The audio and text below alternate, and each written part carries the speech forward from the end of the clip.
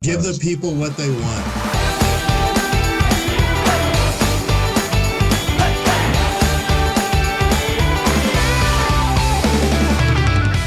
Welcome back to Banking on Community. I am joined today by my podcast partner in crime, Saxton Prater at CSI. Hey, Saxton. Hey, Tara. So today we're talking about something very different than our normal tech topics, yet it's really critically important for the landscape of banking executives. It's leadership and talent under pressure. Technology is changing faster than most banks can even train for it. Margins are tighter. Banks are competing with each other for customers, as well as they're competing with fintechs and with bigger banks and really with entirely different industries for the same talent. So today we're asking, what does it actually take to build a bench that can hold up under that kind of pressure? And where do banks need to rethink recruitment and leadership development? Joining us today is Mika Moser, CEO at C-Level Consulting Group and former president of Bank Director, who I had the pleasure of meeting at this year's Bank Director event, AOBA, at a women's luncheon through our mutual friend, Michelle King. Mika spends her time inside banks working directly on this exact problem, so we are really glad to have her here. Mika, welcome to the show. Thank you so much, Tara. Thank you so much, Saxton. Very pleased to be here. Thank you for the invitation. Looking forward to the conversation. Pleasure's ours. Before we dig in, give us the quick version, Mika. What are you seeing right now across the banks and executive teams that you're working with that's really different from even 2 or 3 years ago? Yeah, what I'm seeing with a lot of the conversations I'm having with a lot of bank CEOs and their executives really is around the importance of having a very strong people strategy and making sure that that is aligned with their growth strategy. It's something that I maybe didn't have a whole lot of conversations about maybe 10, 15, 20 years ago. But I think what we're seeing right now is that boards and executives are really understanding the importance of making sure that the people align with the growth strategy. Do we have the right people in place? Do they align with where we're trying to go? And really making sure that we're being really thoughtful and intentional about building up that next bench of leaders. So those are really the conversations that I'm excited to have and have been having for the past couple of years now.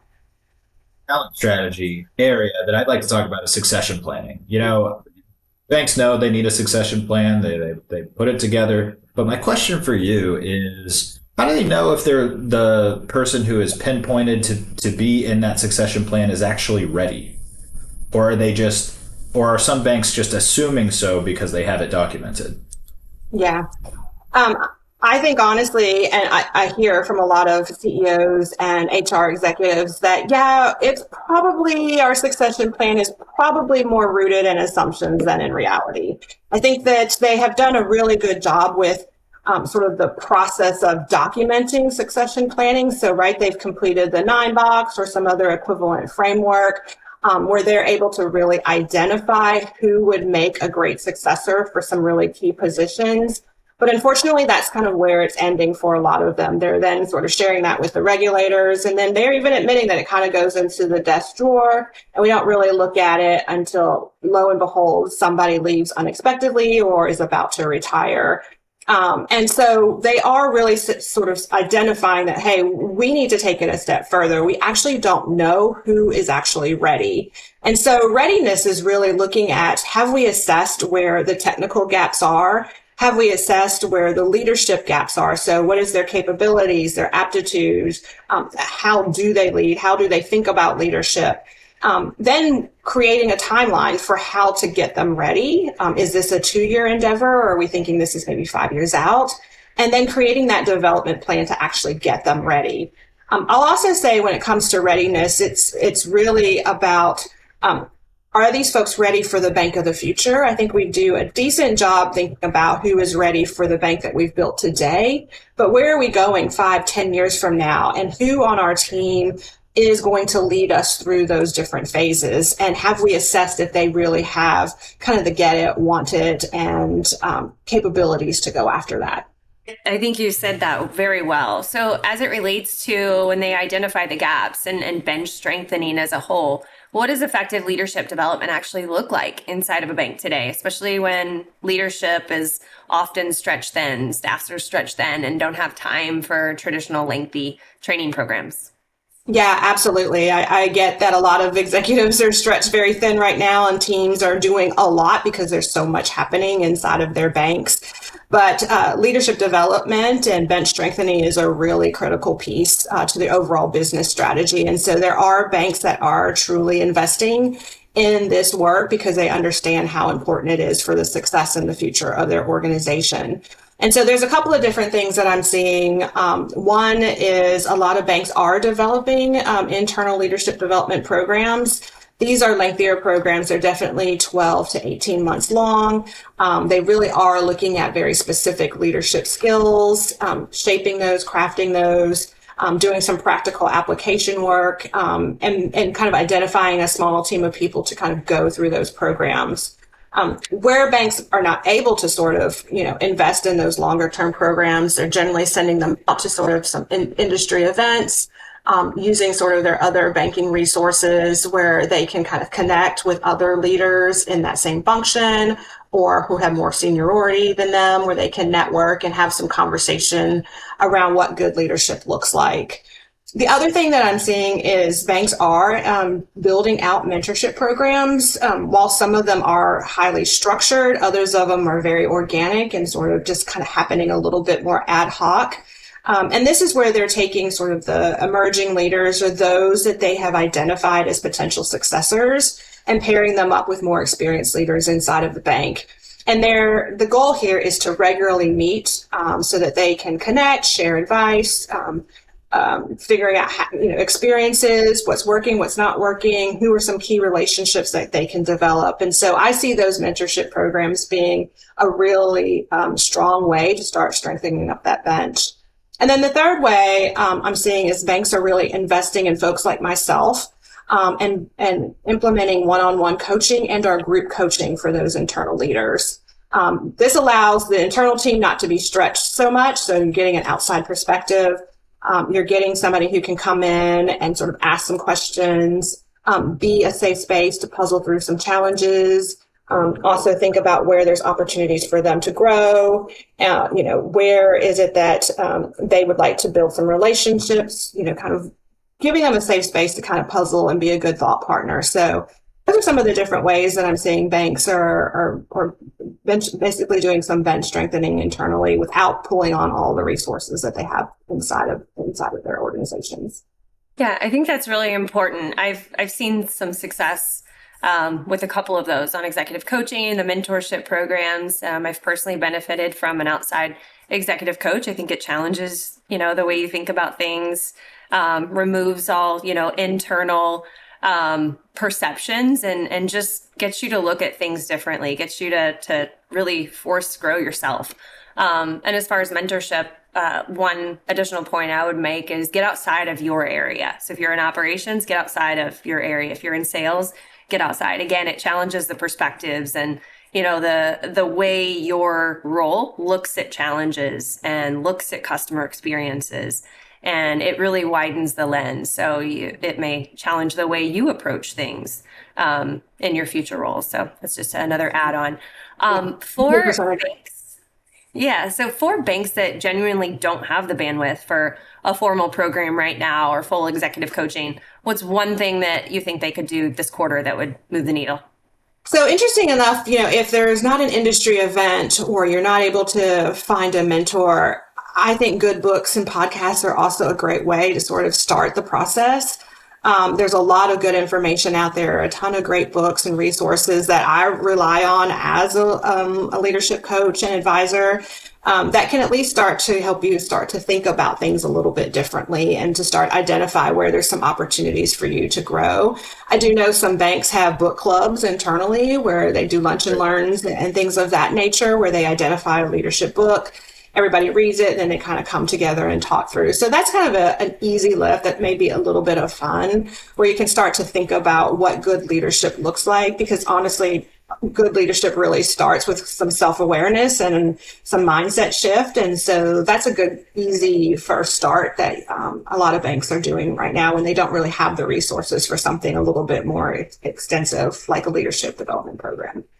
Events too. I mean, speaking for myself, whenever I'm able to go to a conference or something like that, if it happens to align time wise, I know that I always learn so much more from these peer-to-peer discussions, from networking. There are probably people who have exactly your same problem. And so you don't feel so alone and like you're going crazy trying to figure this out because you aren't alone. And you can even learn from them what they've done to resolve whatever the issue is. Yeah, absolutely. There's something powerful, right, to being around a peer because they not only can share their experiences, but also kind of validate your own. So you're like, okay, I'm not the only person kind of going through that struggle. So 100% agree. Yeah. Micah, earlier in the conversation, you said something to the effect, something about preparing your institution for not just a couple years from now, but further in the future. So that got me sort of thinking about the constant change in technology and AI specifically. So how are leadership roles and expectations changing in that light with the constant change in or evolution of AI and just rate of change? Yeah. AI is like, to me, one of those like most pivotal moments that's just going to fundamentally change how we do work. It reminds me very much of when the smartphone came online. I think it's going to have such a huge impact on our organizations. And I think what I'm seeing right now inside of financial institutions is that we're just having a really hard time figuring out what this tech looks like inside of our banks. Like, where do we actually start? Because it's moving so fast and there's so many different facets to it. But when I think about AI and leadership, there's sort of three things that I sort of think about. One is who is going to lead it. And so right now I'm hearing a lot of boards and CEOs saying, well, I need an expert, an AI expert in the boardroom. I need an AI expert in the C-suite. We need an AI expert at the SVP level. And I'm like, well, good luck, because nobody's really an expert in AI at the moment because it's just moving so fast and it's really hard to keep up.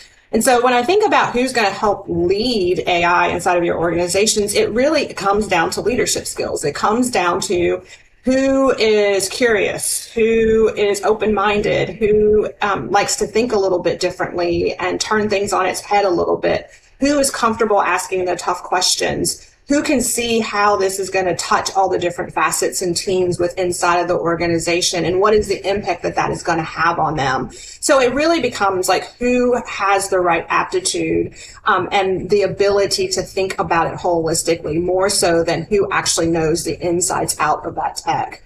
The other thing I think is what AI is doing is it is going to change actually how we work. And so no longer do we have to be the smartest person in the room. No longer do we have to know the answers to everything. And so that's the fun thing about it to me is now we as humans get to lean into what our gifts are and we can rely on our judgment and our discernment, our ability to read that data and have it tell the story of where it is that we need to go as an organization. So I'm always encouraging banks now, like embrace the fact that you don't have to know everything. That's the beauty of AI. And now we really get to lean into our human skills to help move, implement that technology to help us move forward. And then the third thing is kind of something that I've just kind of been playing around in my mind and having some, quick conversations with executives about. Because the way that I look at AI is it's more than just technology. I actually think that the more that it evolves, it actually should be treated more like an employee. And I think our workforces are going to be much more of a hybrid mix of humans and robots. And so when we hire a human, we think about, okay, here's their job title, here are their responsibilities, here's their expectations that we have for them, here's how we're going to hold them accountable. Here's how we're going to measure their performance. And I think we're going to have to do the same thing with AI. And that is a very different way of managing AI and a tech than it is managing a human. But that, again, is a leadership skill. How do I manage a hybrid workforce? How do I hold our AI accountable?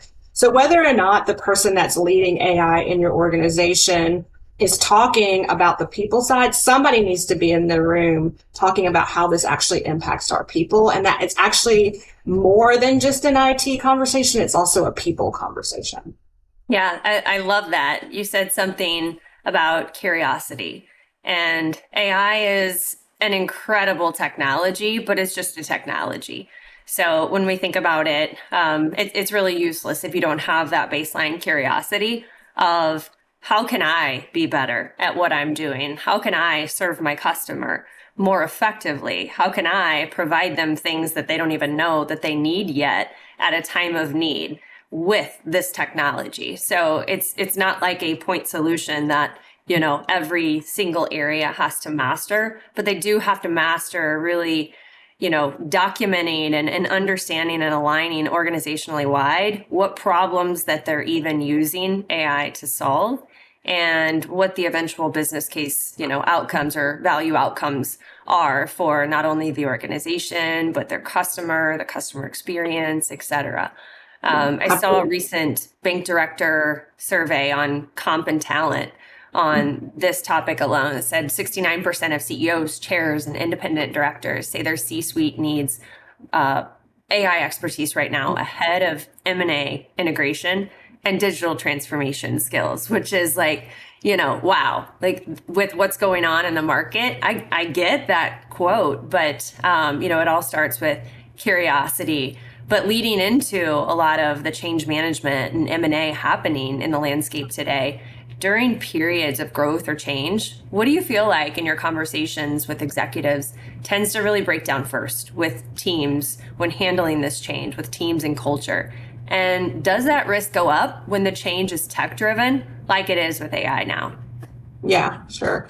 So I know everybody is going to assume that I'm going to answer communication. Yeah, that's the obvious answer, communication. But I do think it's kind of multifaceted, because really the underlying issue is change. That's really what it is. And the interesting thing about change is that people don't actually fear change. They fear uncertainty.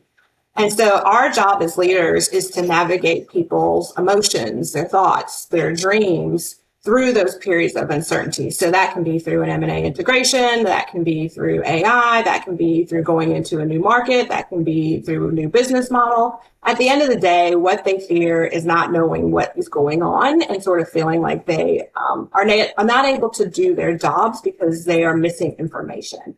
And so helping people navigate through that really is a skill. That is a leadership skill. What is it that's driving the fear? And then building a communication plan and a strategy to address that. And that really involves over communicating. When you think you've communicated, continue to communicate and communicate again and then again. But also being really honest about the change. I think what happens is a lot of leaders say, it's going to be great. You're not going to feel anything. It's going to be great for everybody. And that's not really true, because it's messy. It's going to be messy. Change is messy. And so when we can sort of be really honest and embrace sort of the challenges that are going to come with that change, and ask for some sort of grace and ask for people to work with us on that change, I think you can get a little bit better reception. And then being open to listening to the feedback and saying, okay, I hear you, that probably didn't go as well as it should have. Let's figure out how to resolve that and then move forward. And I think, you know, again, those are all leadership skills, but really it's really kind of helping people navigate through, again, those periods of uncertainty and the emotions that are coming up around that for them. I love that framing of the distinction between uncertainty and change. I mean, life has changed. We have change all the time, and it might be negative or positive depending upon the context. But at the end of the day, these are human beings we're talking about, and human beings have emotions. And so if you can resolve some of that uncertainty to the best of your ability, I mean, you don't want to guess, and you don't want to be wrong. You want to tell them if you don't know something. Mm-hmm. But there's a whole credibility implication and things like that. So I really appreciate that framing. Yeah. Speaking of uncertainty though, like if let's say a leader wants to convey confidence, wants to keep everybody calm throughout whatever the change is, but they don't actually know the answer to something, what suggestions would you give to them then? Yeah. So what I often encourage leaders to do is to lean into the why and to where we're going. So we generally have a destination point. There is a reason we're doing what we're doing. There is a goal in mind, and there's a reason why we have chosen to make this change. And so leaning into that, because oftentimes we tend to gloss over that, or we don't really communicate that often. So I always encourage them to tell people where we're going, why we're going, what is the outcome that we're expected through this change.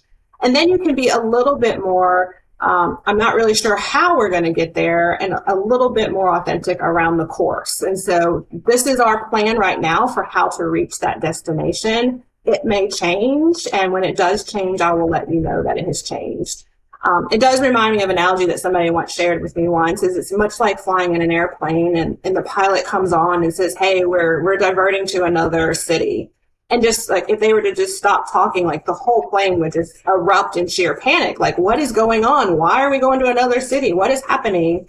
But generally pilots come on and say, hey, we are diverting to another city. We've got a lot of turbulence or weather in the area. This is safer for us. And we're going to get you there in the next 20 minutes. And we'll let you know what we're going to do after that. Everybody's much more calmer, around that communication than just sort of the blanket statement of this is what we're doing. So I always encourage leaders to really think about it from that standpoint, that people just need to know what is going on so that they can start to calm their fears down.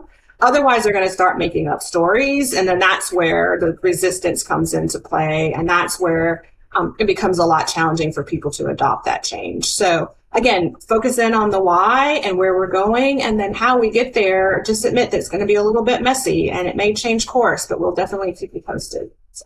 Yeah, unless that pilot says we're diverting and landing in Hawaii instead, I'm going to need more context. Probably some detail. I don't know. That sounds like an upgrade to almost anywhere that I would be going. So Exactly. Mike, I want to switch gears a little bit and talk about recruitment. Obviously, that's a huge piece of the whole talent strategy and talent discussion as well. And at the beginning of the episode, Tara mentioned how institutions are, they're competing for talent. I mean, it's not limited to banking by any means, but, fintechs, larger banks, you name it.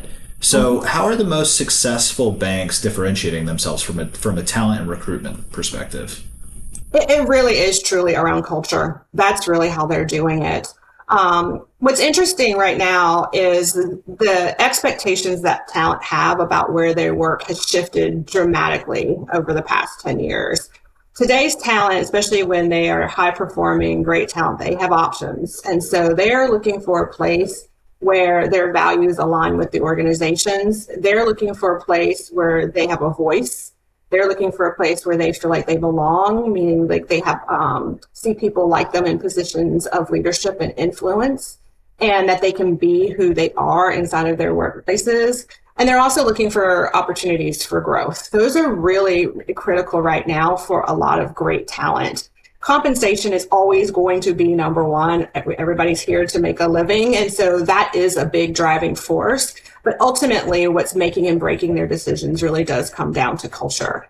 And so what I'm seeing is a lot of banks investing in shoring up their culture. And it's not just their core values. It really is, what do our benefits look like? What does our remote policies look like? How do we give back to the community? What is our purpose? What is our mission as a bank? How do we show up as leaders? How do we help people move up inside of the bank?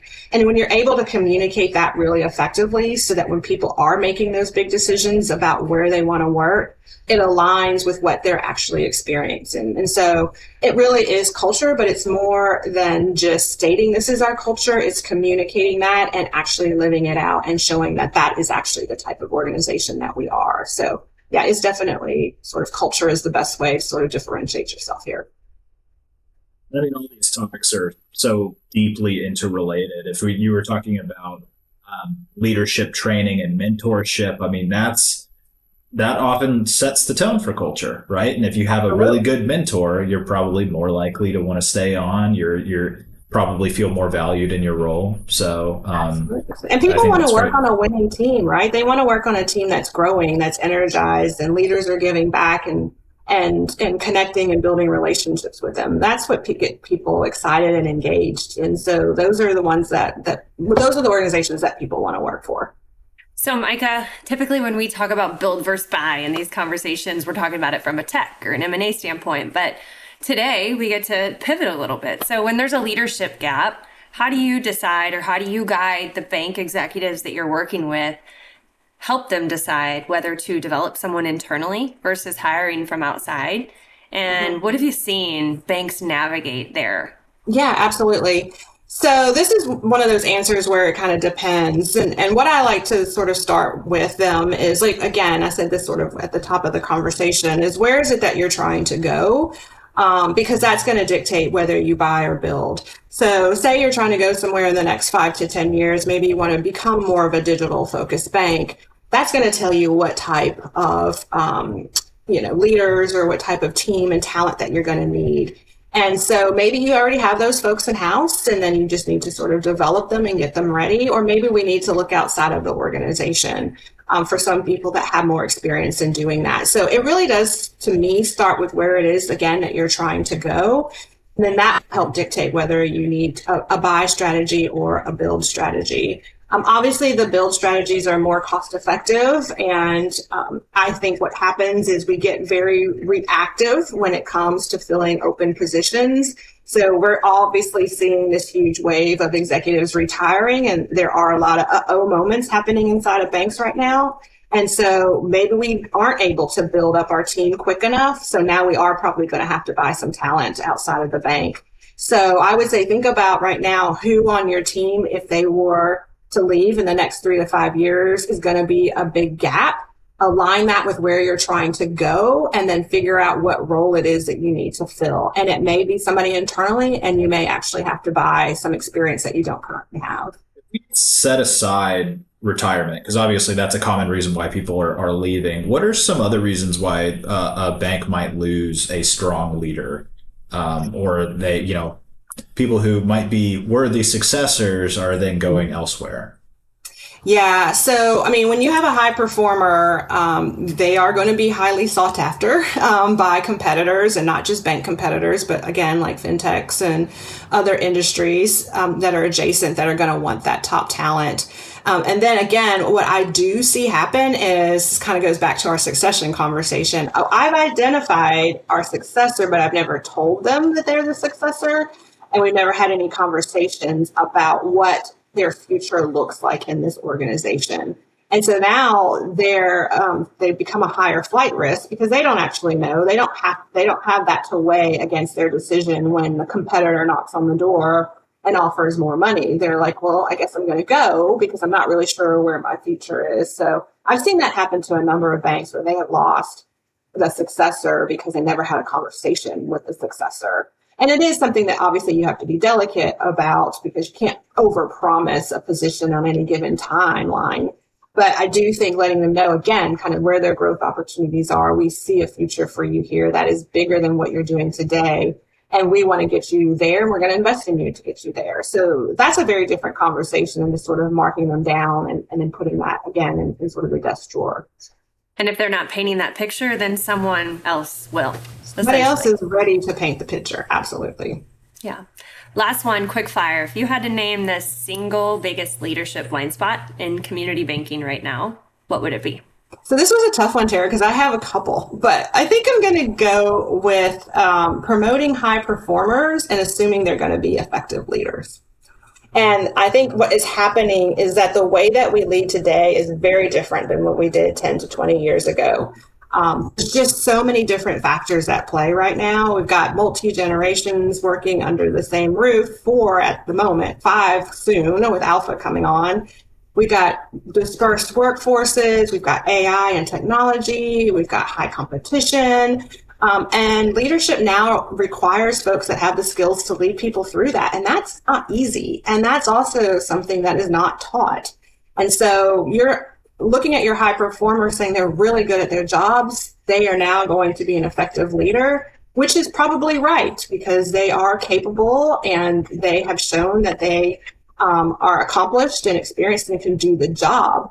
But leadership is a different skill. And so setting them up for success by investing in their leadership development, giving them mentors, giving them resources so that they actually can be successful as a leader and not just as a high performer. But I am seeing a lot of banks kind of coming to the realization that, okay, we promoted somebody, but now they're sort of struggling in that executive role and trying to figure out how to fix that. So that's the biggest one that I'm seeing right now. Oh, don't get Saxon started on generational research and all of that. I love it. We could get All about it. And also just that resonates, what you just said resonates with me a lot from just the perspective of, I've known engineers who they get to a leadership role and now they have direct reports and they actually aren't very happy necessarily because that's not their wheelhouse. It's not what they're passionate about. So it makes sense to me that it's it takes a particular type of person. Sometimes it requires time, sometimes it requires training. But I love that you can't assume just because they're skilled in one field that it will translate to everything else. Yeah. Leadership is a different skill. I think that's the blind spot, is that we forget that it's a different skill. All right. Well, Micah, this has been fantastic. I have really enjoyed talking with you. You know, we at CSI, we always say that our people are our greatest asset. And I think you've given our audience a lot to think about in terms of how they make sure that their greatest asset, their people, are well considered and that they have a clear strategy. So thank you so much for coming on. No, it was great. Thank you so much. I've enjoyed the conversation. Thank all of you for listening to this episode of Banking on Community. We'll be back soon. You can follow us and like and subscribe wherever you get your podcasts. You can also find us on LinkedIn or at csiweb.com. But until next time, keep banking on community.